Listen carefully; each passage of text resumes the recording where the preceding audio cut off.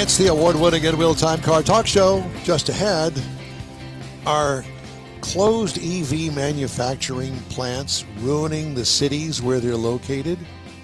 Think about that. Later, Jeff has the racing calendar, Mars has This Week in Auto History, and I'll have the stories making automotive news headlines. That's all coming up. Howdy and good morning to you, along with Mike, Out of This World Mars. We always need more Jeff Dziekan. Chief Engineer David Ainsley, he's listening. I'm Don Armstrong. So glad that you could join us today. Thank you very much. We appreciate you. Do we have our guest, Mr. Mars? Yes, sir, we do. And his name is Sundaresh Haragu. And Sundaresh has been with us before. He is a professor at Oklahoma State University. And he is also the president of the Institute of Industrial and Systems Engineers. Awesome. And the list goes on and on. Yeah. He's got all these wonderful titles, and well-deserved, I might add. But I can tell you that this guy is way smarter than you and me, and all of us combined. Yeah. Good morning, sir. How are you? Good morning. I don't know about this being smarter than you guys, so we'll leave it there. Well, listen, you're not in the broadcasting business, so that right there makes you smarter You're than qualified. us. How about that? But we'll just leave it at that. Well, it's great to have you with us again. We love talking to you. So our subject today is EV factory locations turning portions of cities into desert wastelands. And, I have to tell you that when I first started thinking about that, I thought, I haven't thought about that. Because here in Houston, when a business closes, there's something, generally speaking, that moves right in and fills the space. Yep. But these businesses for EV manufacturing, batteries, assembly plants, all of the storage that has to go in to thinking about building an EV, it's really a lot different than building an engine, internal combustion engine. It doesn't take as many parts. It's a different setup because now you're dealing with electric motors and all of the things that go along with electric motors. Yes, the car part of it, that's the simple part. But to me, all of the computers and all of the electric motors, the electronics of an EV, completely different, really, than an ICE engine, correct?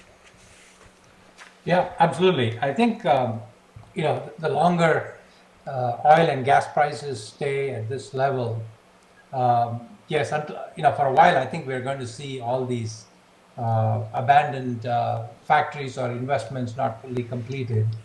But the manufacturing lines of an EV are different than what you would see for an internal combustion engine. But going back, Don, to your comment about these factories that could be an eyesore, I think it's a matter of time. If gas prices stay at this level for an extended period, you can see other companies from other countries perhaps wanting to utilize that infrastructure, that space, and begin producing EVs. And maybe the big three will jump in as well. I know most recently, I think they've disinvested, about $50 billion, the big three combined, in EVs. But I'm thinking it's a short-term thing. I think EVs are the future. Autonomous vehicles are the future. So when I see big companies kind of shelving their projects, I wonder if it is short-sighted. Well, that's certainly a very good point to make. And the fact that you had mentioned that other foreign companies are going to come in and fill the roles, and you and I both know that China is about to jump on all of this. They've already announced that they're going to be taking over factories that are idle right now over in Canada. Mm-hmm. And it's only a matter of time before they start invading us. And there are multiple facets involved in that, but this is huge competition for established automobile makers here in the United States, whether they're brought in from BMW Germany, a Subaru from Japan, or the American car makers, because I have seen a Chinese-made vehicle, and let me tell you something, the quality is extremely high, and I think that it is going to be a real market change to everybody when you see these, for instance, BYD is kind of like the General Motors, if you will, Yeah, of China. right. When you see these vehicles, you're going to go, oh my gosh, this wasn't even thought of here in the United States. This goes back to Maybach and all the high-end builders from back in the day. Well, It's here today. Well, you talked about Canada with relations to China. That was actually announced that they have trade deals. That was a few months ago, Yes. maybe even late last year, that they're announcing trade deals. And the United States opinion of that was, make trade deals whoever you want, just make sure they're good trade deals. So that was all part of that, taking over all of the abandoned or idle factories. Yeah. And I will tell you that it seems to me, now I don't really know, I'm just guessing, that some of these battery manufacturing companies, LG for instance, that they may have backed out of actual factory that they were building for the time being. But that is a major manufacturer of electronics, as we all know. I can't imagine that thing is going to sit idle. And we're talking about hundreds of thousands of square feet that these buildings take. Yeah, no, you're absolutely right. Let's just talk a little bit about BYD. BYD's got sales, exploding, I think, all over the world. Countries like Brazil, India, Mexico. Of course, in India, companies like Mahindra and Tata are introducing a number of EVs. Mind you, the charging infrastructure is not as good as it needs to be there, but still the EV sales are exploding. Go to places like Manila, Europe, Norway, for example, right? They produce so much oil and gas, but still the government offers incentives for EV sales. You have better deals on the tollways and all that. And so I think, 60, 70% of their new car sales are EVs. A country like Nepal, right? 70% of their new car sales in 2024. I don't have the data for 2025, but in 2024 they were EVs, right? So that's what is happening all over the world. Yes, LG may be pausing its investment here in the US, but they're not doing that in other places. And the other thing too that you touched upon, Don, is the trade deals that Canada and China have. I mean, a lot of the trade relationships have been unwound since Liberation Day about a year ago. Yes. A lot of supply chains are, being imagined, being redesigned, being redeployed. It's still in a state of flux, but I think many countries are beginning to realize you can't just kind of be dependent on one lucrative large market that is the US, especially when the tariff situation keeps changing, and now we have the oil price and I guess essentially a closure of the Strait of Hormuz.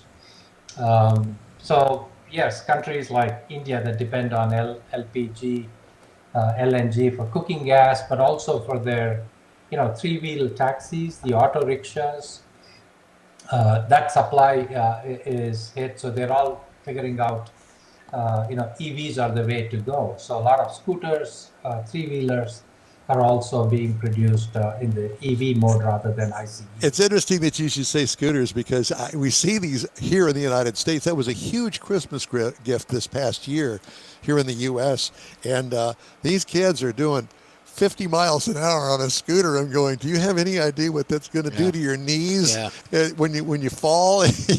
Because I know for a fact that it hurts really bad as a kid, but live and learn. I want to go back to desert wastelands, and that's what we're kind of focusing in on these big plants that either EV related, supporting, or manufacturing EVs that they've all kind of pulled back for the time being, as you mentioned.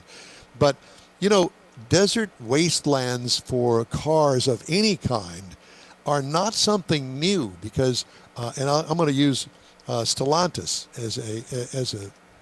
as somebody that manages to close plants and not reopen them, say they're going to reopen them. They get close to reopening them, and they don't. There's one in the southern end of Wisconsin, right there, the northern Illinois, and that has been.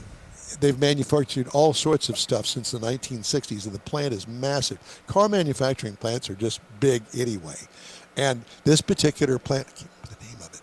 Anyway, this particular plant, I'll think of it in a minute. This particular plant is still closed. It's been closed now for almost 10 years.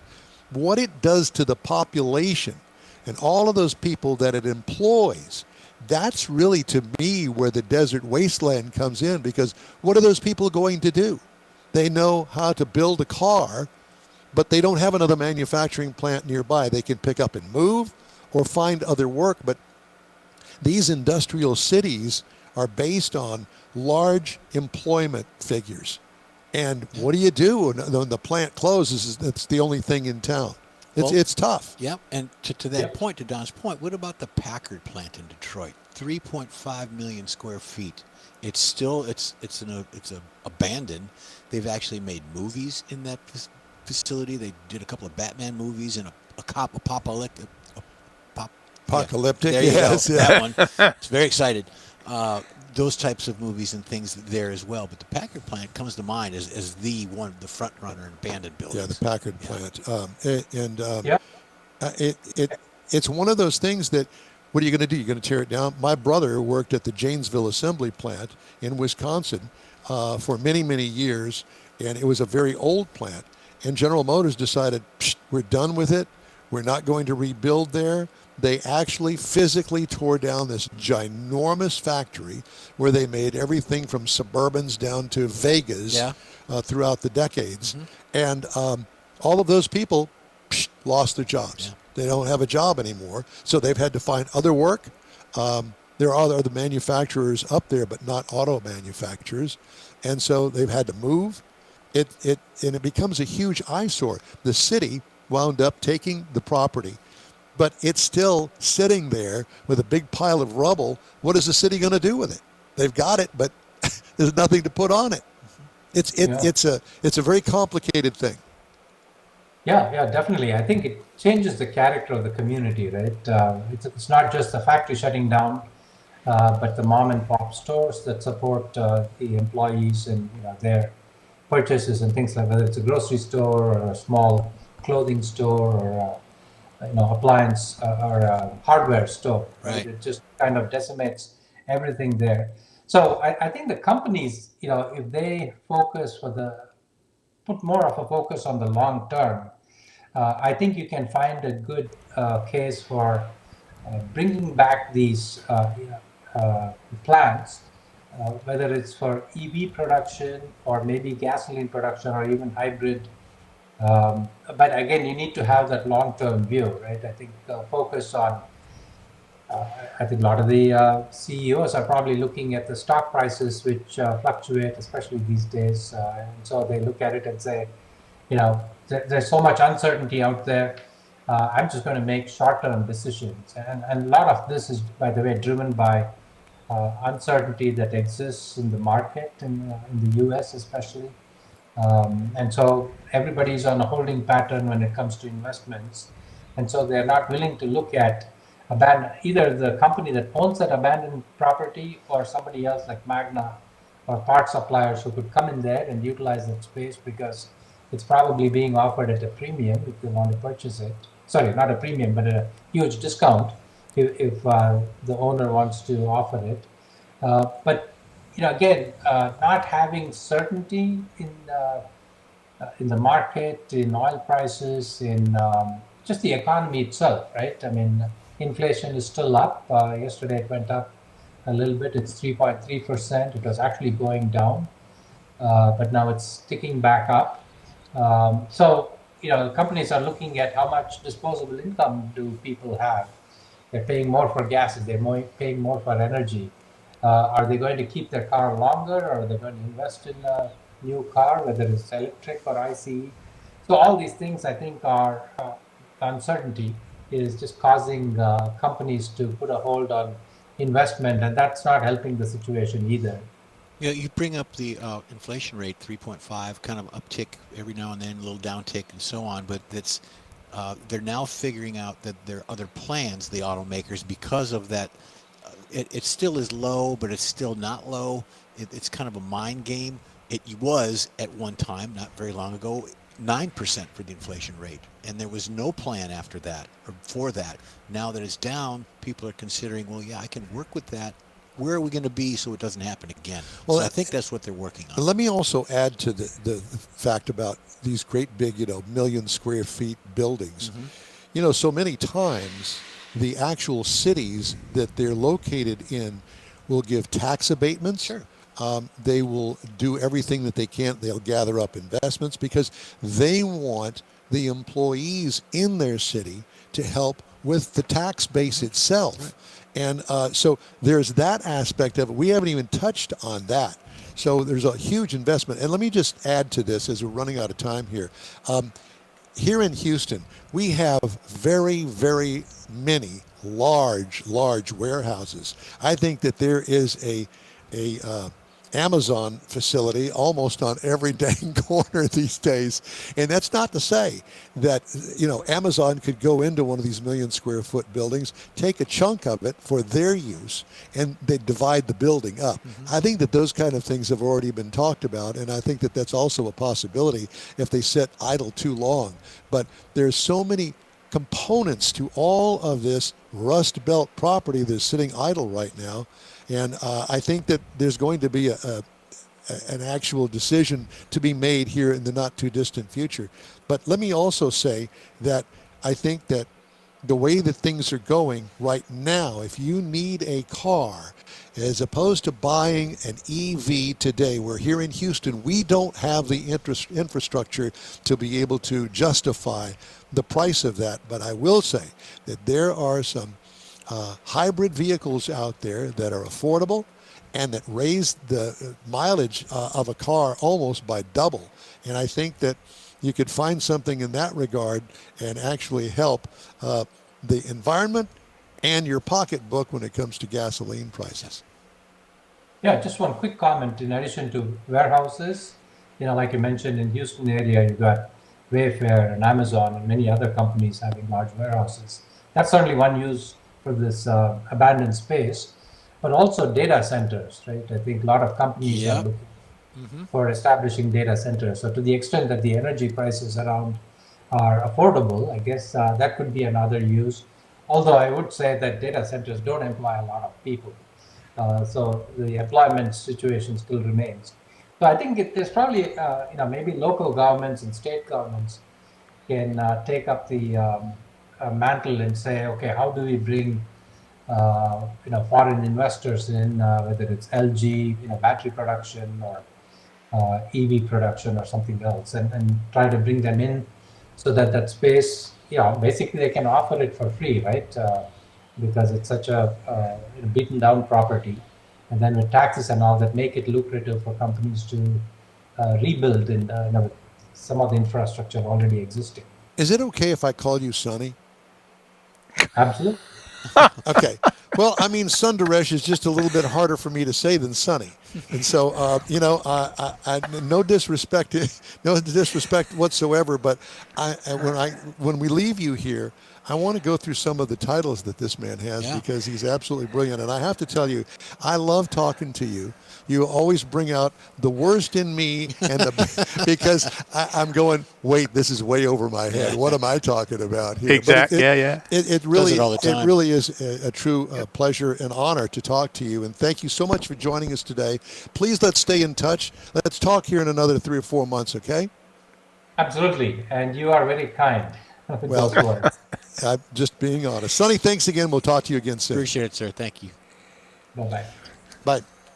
So, president of the Institute of Industrial and Systems Engineers, Regents Professor, holds a John Hendricks Chair at Oklahoma State University, served as Associate Dean for Academic Affairs at the College of Engineering, Architecture, and Technology, head of the School of Industrial Engineering and Management at OSU.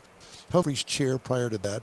He was the Mary Lee and George F. Duthie Chair in Engineering Logistics in the Industrial Engineering Department of the University of Louisville, and the list goes on. I just read you half. Oh yeah, I got a And friend. OSU is Oklahoma State University. Yeah, As opposed to what? Ohio State University. No, this is Oklahoma. I had a friend. That's what I know. I'm just clarifying.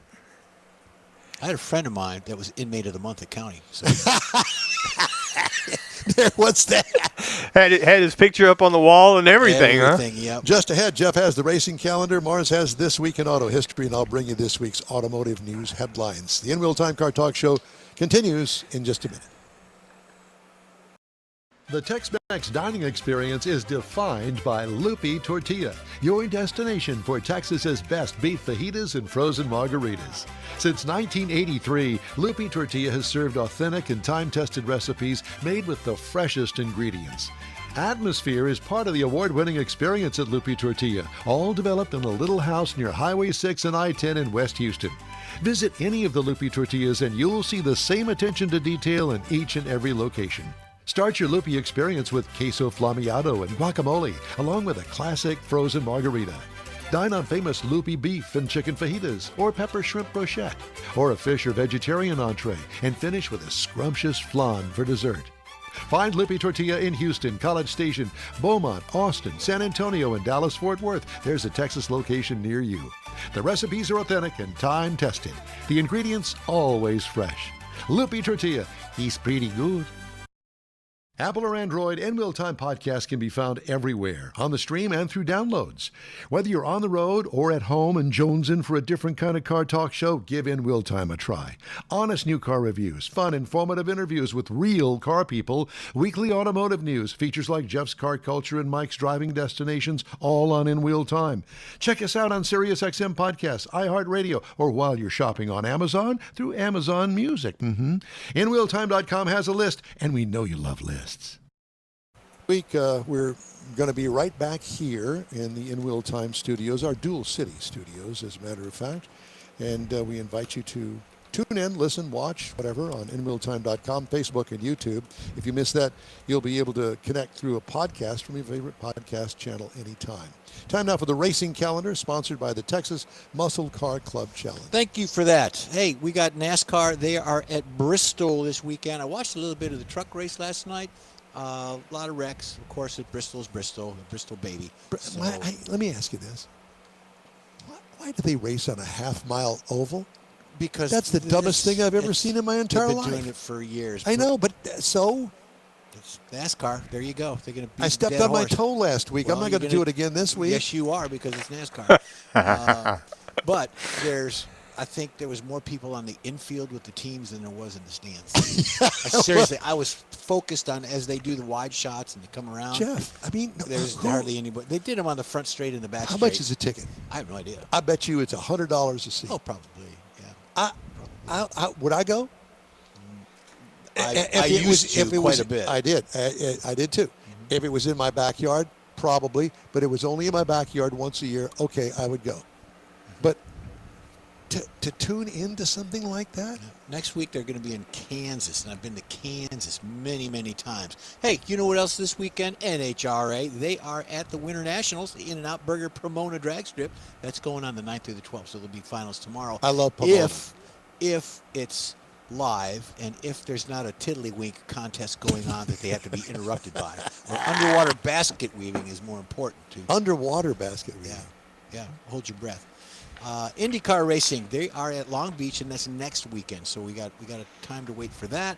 I got to save this one.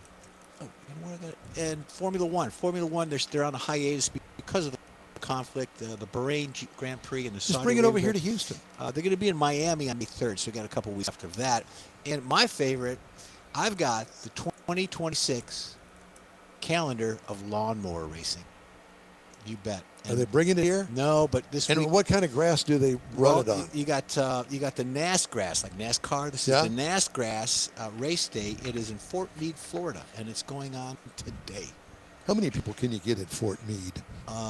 if you got a mower, you get in free. Okay, there you go. So we're going to update. Does it have to be a rider?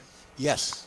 Were you going to take a push mower to a race? No. But you, Well, you know. How about those that the guy actually stands on a little platform behind it? He doesn't sit down. He stands on a platform behind it. It's like the garden people. It's like a chariot race. Yeah. There you go. And you know about that. I invented it. All right. We're frozen. Time now for This Week in Auto History, Mr. Mars. Yes, sir. So we found a few things this week that we thought were really interesting in automotive history. And we're going to start with April the 6th. Now, this is whenever Audi was founded. Now, the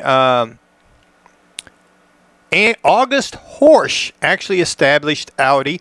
He was actually with a company called Horsch Automobiles. He helped create that company, started it out from scratch.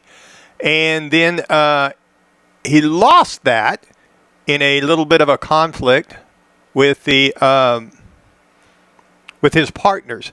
Now he ended up going and creating his own company, which he named Audi, which is actually a translation of Horsch into the German language. So that's how that name came about. And it went through a lot of iterations, a lot of mergers and things, and it finally ended up with the Volkswagen Group where it is now. Now, on April the 8th in 1911, the Electric Auto Light Company was founded. Now, this was important because they produce electrical components, and they produce enough of them for enough of the different companies that were being created that it helped standardize the automotive electronics that came during that period of growth. Now, you may have heard of the Auto Light Company, but the Autolite name was actually associated a whole lot with Ford. Ford bought them. It was part of their spark plugs, a lot of things like that. And they ended up, lawsuits, etc. Lawyers got involved again. They ended up selling Autolite name to Bandex. And then whenever it also created, and what was left of it went to create Prestolite, which you may see and hear, because that's what helped get cars away from the systems they developed, got away from the hand cranks over to the starters that they happened to be building. Then in April the 10th, 1925, the Chrysler launched the Model 70. Now, this was really their first vehicle, and it created a lot of engineering innovations that kind of brought on to the industry. The high-compression engines, four-wheel hydraulic brakes were introduced on this vehicle. So it set a lot of standards for the future as the cars came into the market, as well as for Chrysler. Now, on April the 10th, 1912, the RMS Titanic sailed.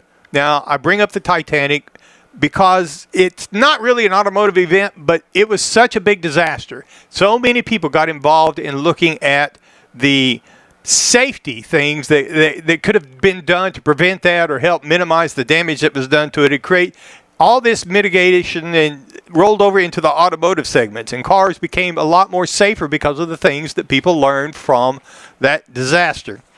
Now, on April the 11th, 1947, Kaiser Fraser Corporation was created. Now, this was, of course, Henry J. Kaiser and Joseph W. Fraser. They launched that to challenge Detroit's Big Three. Now, they had a lot of bold styling and a lot of things going on in that. And the company founded with two different models. The Kaiser was a front-wheel drive model, and the Fraser was a rear-wheel drive model. Now, they were involved, and they built from 1942 to 1943. It evolved into buying Willis, and then got into the Jeeps, and a lot of other things before they actually went out of business. The April 5th, 1936, the introduction of the Lincoln Zephyr. Now, this vehicle was made from 1936 to 1942.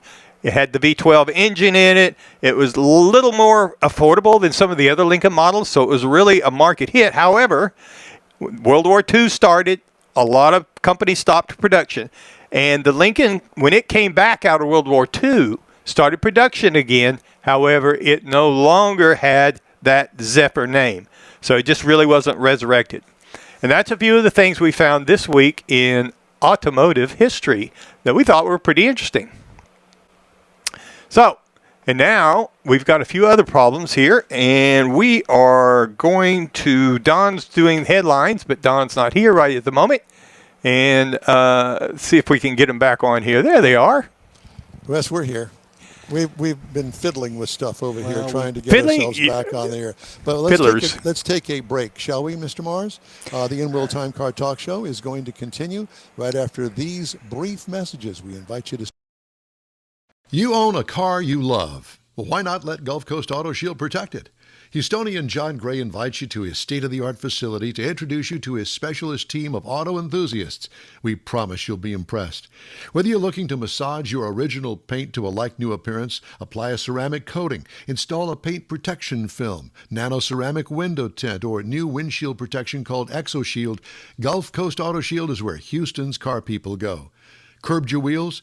Instead of buying new, why not have them repaired? How about a professionally installed radar detector? Gulf Coast Auto Shield does that too.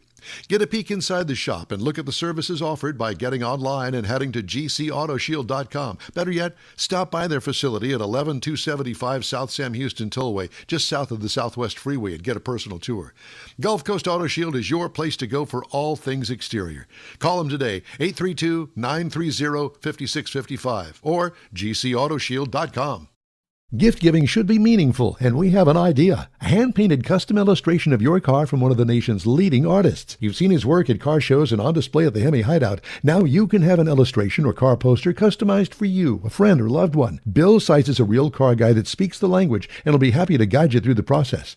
No matter what the day, birthday, anniversary, or any day, an Autographics custom illustration adds an extra touch of class to any home. Call Bill today, 832-922-0963. That's 832-922-0963. That's it for this podcast episode of the In-Wheel-Time Car Show. I'm Don Armstrong, inviting you to join us for our live show every Saturday morning, 8 to 11 a.m. Central on Facebook, YouTube, Twitch, and our InWheelTime.com website. Podcasts are available on Apple Podcasts, Spotify, Stitcher, iHeart Podcast, Podcast Addict, TuneIn, Pandora, and Amazon Music. Keep listening, and we'll see you soon.